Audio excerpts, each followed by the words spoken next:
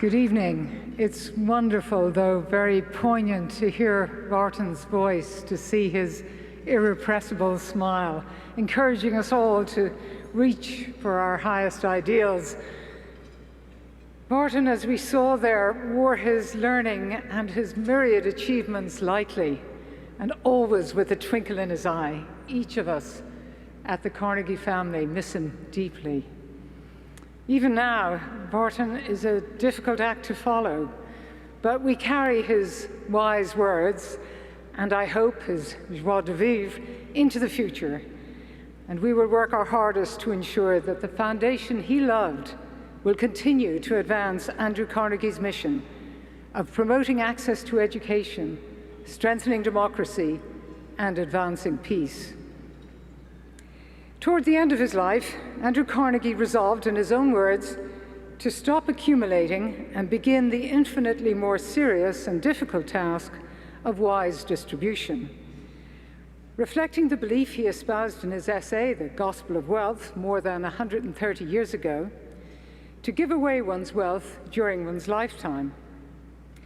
In addition to using his wealth to create the nearly 24 Carnegie institutions, in 1911, he endowed Carnegie Corporation of New York with the bulk of his fortune, with the goal of doing real and permanent good in the world. Never has there been a time of greater need for the good that philanthropy can provide. The pandemic has eroded years of progress in reducing educational disadvantage. War is raging in Europe. Economies are reeling from the twin effects of the pandemic and the Russian invasion of Ukraine. Increasing polarization in countries across the world has exposed the fragility of democracy. Meanwhile, droughts, floods, and wildfires have reinforced the urgency of the global climate crisis. And yet, I am reminded that the year 1922, 100 years ago, was also a difficult year. A year of train strikes in America, hyperinflation in Germany, of civil war in Ireland, and the rise of the fascist party in Italy. Yet 1922 is now remembered as the annus mirabilis of modernism, inspired by the slogan, "Make it new." It became the year, famously, of James Joyce's Ulysses, of Virginia Woolf's Jacob's Room, of T.S. Eliot's The Wasteland, and the founding of the BBC.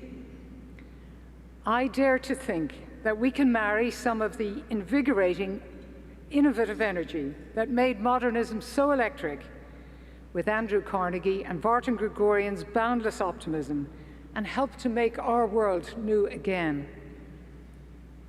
In truth, the scale of the global problems we face are beyond the ability of any one philanthropic individual or organization to redress. But we can and we must do our best to make a difference.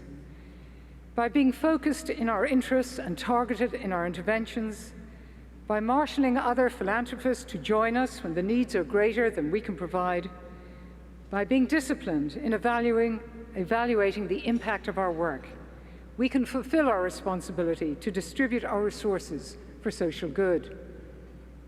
As many of you know, the word philanthropy comes from the Greek love of humanity. Let's just take a moment to think of the numerous lives that have been transformed by the generosity of the medalists and former medalists in this room.